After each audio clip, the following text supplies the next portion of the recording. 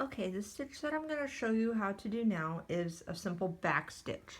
So I'm going to do a back stitch for the stem of this flower.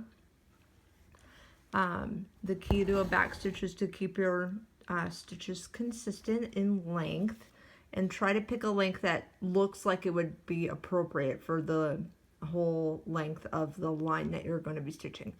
So to do a back stitch, you're going to start up, not at the end of the line, but you're going to start in the line and you're going to go backwards. That's why it's called a back stitch. So I'm going to go back to the beginning of my line and pull down.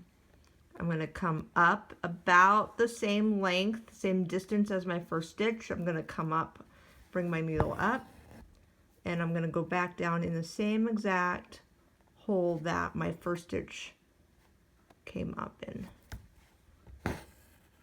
making my back stitch. So I'm going to continue all the way down the line, again keeping my stitches about the same length and connecting them by going into the previous hole of the stitch.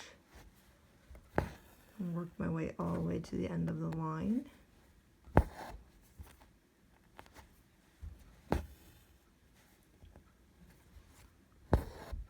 When I get towards the end of my line, I want to try to eyeball it a little bit and make sure my stitches are going to be pretty close to consistent. So this last one's a little bit longer than my other stitches, but it's close enough that it'll be just fine.